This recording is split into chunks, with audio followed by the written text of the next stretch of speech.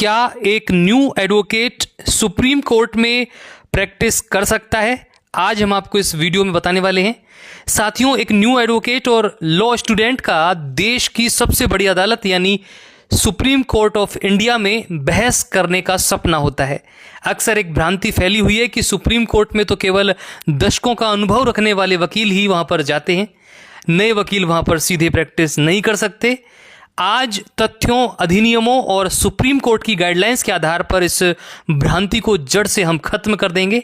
ये वीडियो आपको न केवल कानूनी प्रावधानों की बारीक जानकारी देगा, बल्कि आपके भीतर वह आत्मविश्वास और जोश भर देगा जिससे आप बिना किसी संकोच के सर्वोच्च न्यायालय में अपने करियर की कल्पना कर सकते हैं। इस विषय को हम बिल्कुल बुनियादी स्तर से शुरू करेंगे और सुप्रीम कोर्ट के जटिल नियमों तक ले जाएंगे ताकि कोई भी सवाल और उसका उत्तर छूट न सके। तो वीडियो को शुरू करते हैं, और आपने चैनल को सब्सक्राइब नहीं किया है तो इसे आप तुरंत सब्सक्राइब कर लीजिएगा ताकि आपको इसी प्रकार के वीडियो मिल सकें। सबसे पहले बात करते हैं कि क्या एक नया एडवोकेट सुप्रीम कोर्ट में प्रैक्टिस कर सकता है। इसका जवाब है हाँ, बिल्कुल कर सकता है साथियों, लेकिन सुप्रीम कोर्ट में प्रैक्टिस करने का तरीका जिला अदालतों या उच्च न्यायालयों से थोड़ा अलग होता है। सुप्रीम कोर्ट में प्रैक्टिस को सुव्यवस्थित कर रखने के लिए कुछ खास नियम बनाए गए हैं। एक जो न्यू एडवोकेट के रूप में आप सुप्रीम कोर्ट में बहस कर सकते हैं, लेकिन आप सीधे कोई केस वहां पर फाइल नहीं कर सकते हैं। इसे समझने के लिए हम कानूनी ढांचे को समझते हैं। एडवोकेट्स एक्ट 1961 किसी भी वकील का सबसे बड़ा हथियार ये अधिनियम है। धारा 29 यह स्पष्ट करती है कि कानून की प्रैक्टिस करने वाले लोगों का केवल एक ही वर्ग होगा और वो है अधिवक्ता। धारा 30 क्या कहती है? यह धारा उस वकील को जिसका नाम राज्य बार काउंसिल के रोल में दर्ज है, भारत के किसी भी न्यायालय में जिसमें सर्वोच्च न्यायालय भी शामिल है, किसी भी ट्रिब्यूनल में और किसी भी उस व्यक्ति के समक्ष जिसके पास साक्ष्य लेने का अधिकार है, प्रैक्टिस करने का कानूनी अधिकार देती है ये धाराएं। साथियों, अब एडवोकेट्स एक्ट आपको सुप्रीम कोर्ट में जाने और अपनी बात रखने का पूरा अधिकार देता है, लेकिन यदि आपने अपनी LLB की यदि डिग्री पूरी कर ली है, किसी भी स्टेट बार काउंसिल में एनरोलमेंट करा लिया है और अखिल भारतीय परीक्षा यानी कि ऑल इंडिया बार एग्जामिनेशन पास आपने कर ली है, तो आपको भारत के किसी भी कोर्ट में जाने से कोई नहीं रोक सकता है, आपके पास COP है। तो अब बात करते हैं कि सुप्रीम कोर्ट रूल्स 2013 ऑर्डर 4।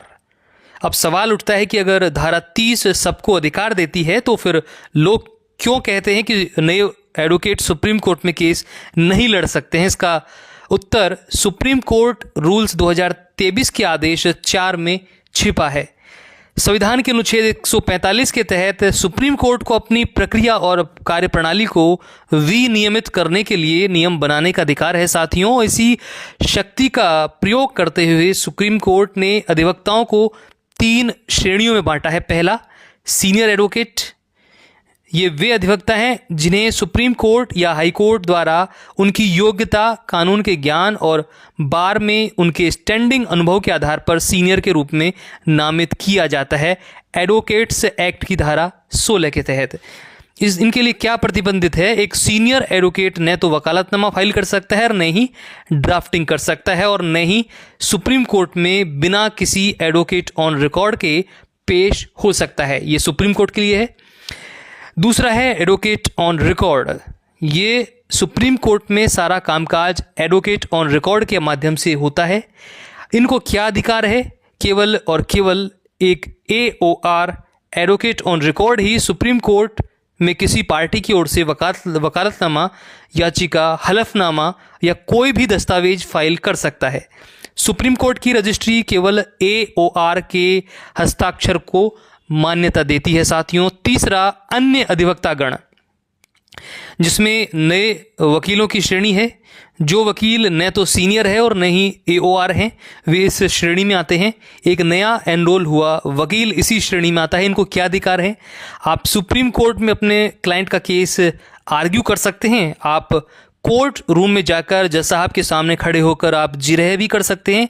शर्त क्या रहेगी, आप यह बहस केवल तभी कर सकते हैं जब आपको किसी एडवोकेट ऑन रिकॉर्ड द्वारा ब्रीफ किया गया हो, यानी केस फाइल AOR करेगा और आप जिरह कर सकते हैं उसके बाद। अब बात करते हैं कि एक नए वकील के लिए सुप्रीम कोर्ट का रोड मैप क्या है, वो वहाँ पर कैसे पहुँच सकता है, उदाहरण के माध्यम से हम समझेंगे साथियों।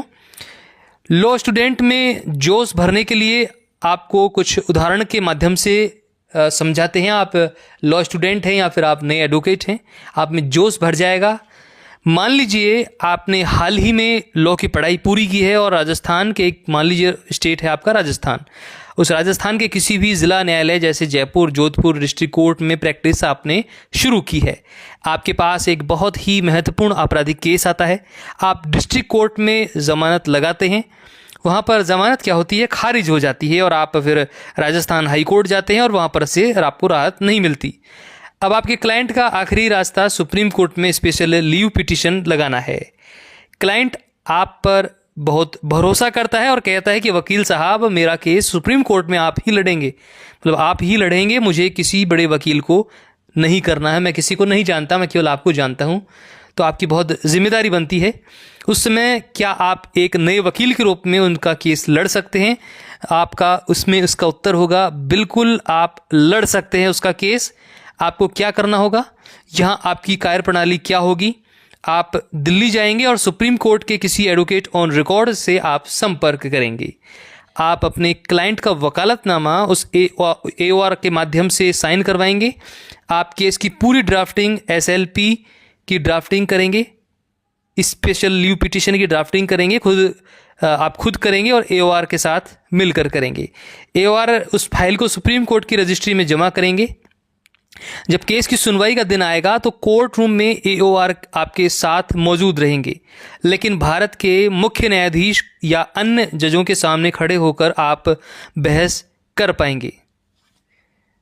जब आप उस सर्वोच्च मंच पर खड़े होकर कानूनी तर्कों की बारिश करेंगे तो जज साहब यह नहीं देखेंगे कि आपकी उम्र 25 साल है या फिर 50 साल है। सर्वोच्च न्यायालय में केवल एक चीज़ बोलती है, आपकी तैयारी, आपके तथ्य और आपका कानूनी ज्ञान कितना है।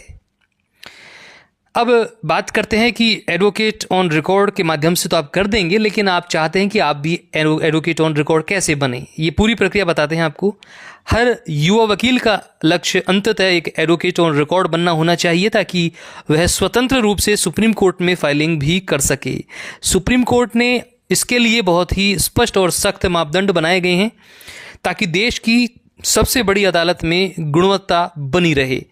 AOR बनने की प्रक्रिया के चरण कौन कौन से हैं? पहली स्टेप क्या होगा, आपको अनुभव आवश्यक है वकालत का। आपका कम से कम 4 साल का आपका अनुभव होना चाहिए, चाहे डिस्ट्रिक्ट कोर्ट हो, हाई कोर्ट या फिर ट्रिब्यूनल्स में प्रैक्टिस करने का आपका अनुभव होना चाहिए। दूसरा, ट्रेनिंग। इसमें आपकी ट्रेनिंग होगी। 4 साल की प्रैक्टिस पूरी होने के बाद 1 साल के लिए किसी भी ऐसे एडवोकेट ऑन रिकॉर्ड के अंडर में ट्रेनिंग लेनी होगी जिसे खुद AOR के रूप में काम करते हुए 10 साल हो गए हों, और यह 1 साल बहुत ही गहन सीखने का आपका होगा। आपको 1 साल की आपको वहाँ पर ट्रेनिंग लेनी होगी। अगला तीसरा चरण, परीक्षा होगी। फिर उसके बाद में ट्रेनिंग पूरी होने के बाद आपको सुप्रीम कोर्ट द्वारा आयोजित एडवोकेट ऑन रिकॉर्ड परीक्षा पास करनी होती है। यह भारत की सबसे कठिन कानूनी परीक्षाओं में से एक मानी जाती है। इसमें 4 पेपर होते हैं। इसमें प्रैक्टिस और प्रक्रिया सुप्रीम कोर्ट रूल्स, सिविल और क्रिमिनल प्रक्रिया का सर्वोच्च न्यायालय में आवेदन होता है। इस प्रकार से इसमें drafting, SLP, special leave petition, writ याचिकाएं, हलफनामे आदि की सटीक ड्राफ्टिंग, सुप्रीम कोर्ट में ड्राफ्टिंग की आधी यहाँ पर जीत होती है। इसमें पेशेवर नैतिकता, बार काउंसिल ऑफ इंडिया के नियम, वकील का कोर्ट और क्लाइंट के प्रति कर्तव्य, प्रमुख फैसले, सुप्रीम कोर्ट के ऐतिहासिक और मील का पत्थर साबित हुए फैसलों का गहन अध्ययन आपको करना होगा। इस परीक्षा को पास करने के बाद सुप्रीम कोर्ट आपको एक रजिस्टर्ड चैम्बर देने के बाद आपको एडवोकेट ऑन रिकॉर्ड के रूप में मान्यता दे देता है। अब बात करते हैं कि नए वकीलों को सुप्रीम कोर्ट में सफलता के लिए क्या क्या करना चाहिए। आपको सबसे पहली बात आपको क्या करना है, आपको ड्राफ्टिंग में आपको महारत हासिल करनी है। Mastering the art of drafting. Supreme court में मौखिक बहस का समय बहुत कम मिलता है, विशेषकर एडमिशन डेज यानी सोमवार और शुक्रवार को जज साहब फाइल पढ़ कर आते हैं। आपकी पिटीशन की ड्राफ्टिंग इतनी सटीक और टू द पॉइंट और कानूनी रूप से मजबूत होनी चाहिए कि जज साहब पहले पन्ने पर ही प्रभावित हो जाएं। नए वकीलों को अपनी ड्राफ्टिंग स्किल को धारदार बनाना चाहिए। दूसरा, सुप्रीम कोर्ट की भाषा और शिष्टाचार। सुप्रीम कोर्ट का शिष्टाचार बहुत अलग होता है। वहाँ जज साहब को योर लॉर्डशिप या माई लॉर्ड्स कहकर संबोधित किया जाता है। कपड़े एकदम साफ सुथरे और पेशेवर होने चाहिए। सफ़ेद शर्ट, बैंड, नेक बैंड, काला गाउन और कोट वहाँ पर होना चाहिए। जब कोर्ट में जिरह करें तो आक्रामकता की जगह विनम्रता और दृढ़ता का संतुलन होना चाहिए। लाइव स्ट्रीमिंग का फ़ायदा आपको उठाना है। आज के डिजिटल युग में लॉ स्टूडेंट्स के लिए सबसे बड़ा वरदान सुप्रीम कोर्ट की लाइव स्ट्रीमिंग है। नए वकीलों को रोज़ कम से कम 1 घंटा सुप्रीम कोर्ट की सुनवाई देखनी चाहिए। यह देखना चाहिए कि बड़े वकील कैसे बहस की शुरुआत करते हैं। जज साहब कोई तीखा सवाल पूछते हैं तो वे कैसे शांति से उनका उत्तर देते हैं और संवैधानिक पीठ में जिरह का स्तर क्या होता है आपको पता लग जाएगा। तीसरा आपको करना है अगला है लैंडमार्क जजमेंट पढ़ना। जो आपको रीडिंग केस लॉ पढ़ना है आपको। सुप्रीम कोर्ट में मुझे लगता है कि कोई जगह नहीं है जहां सब कुछ अनुच्छेद 141 के तहत स्थापित कानून पर चलता है। आपको लेटेस्ट जजमेंट और पुरानी नज़ीरों को पढ़ने और उन्हें कोर्ट में सही समय पर कोर्ट करने की कला आनी चाहिए।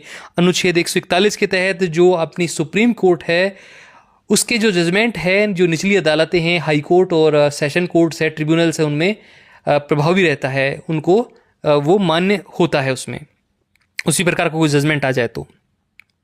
जनहित याचिका, पीआईएल और युवा वकीलों की भूमिका क्या होनी चाहिए।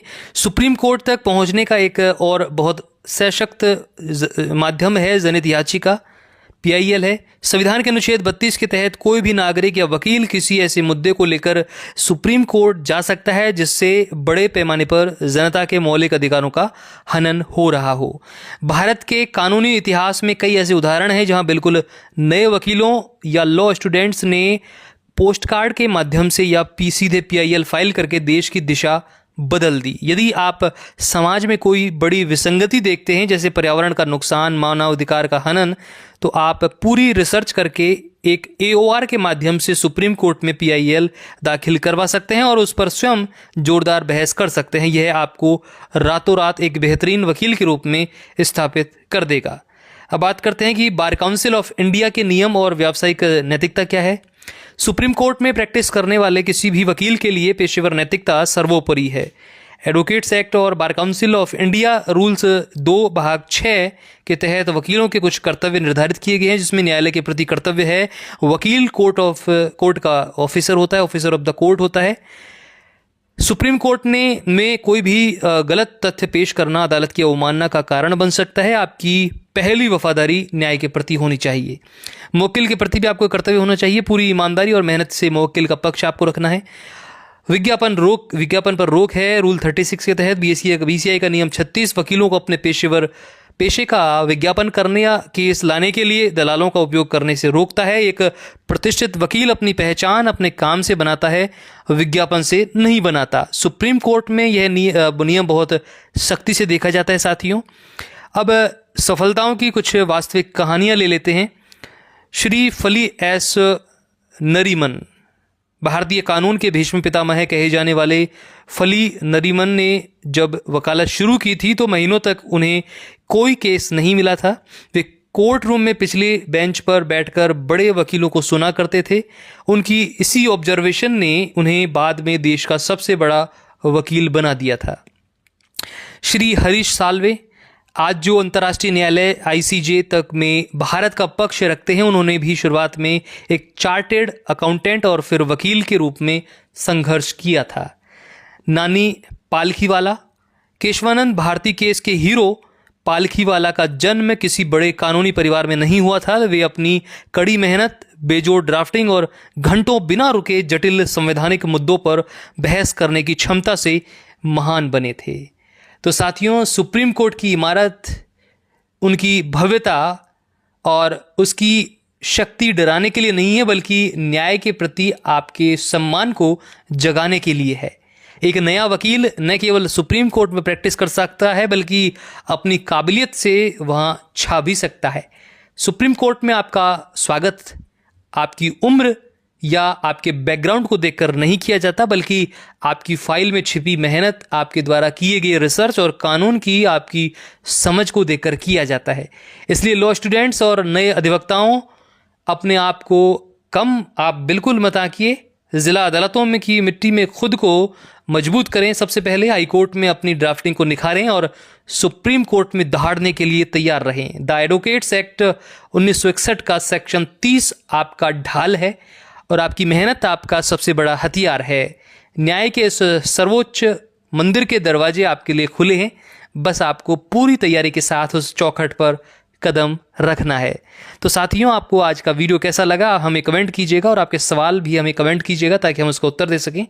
आपको बता दें, ये वीडियो हम केवल और केवल एजुकेशनल पर्पस से बनाते हैं ताकि आप कानून के प्रति जागरूक हो सकें। आपने चैनल को सब्सक्राइब नहीं किया तो तुरंत सब्सक्राइब कर लीजिएगा ताकि आपको इसी प्रकार के वीडियो मिलेंगे अगले वीडियो में इसी प्रकार की जानकारी के साथ। तब तक के लिए मुझे इजाज़त दीजिए। नमस्कार, जय हिंद, जय भारत, वंदे मातरम। सत्यमेव जयते। हमेशा सत्य का साथ दें। धन्यवाद।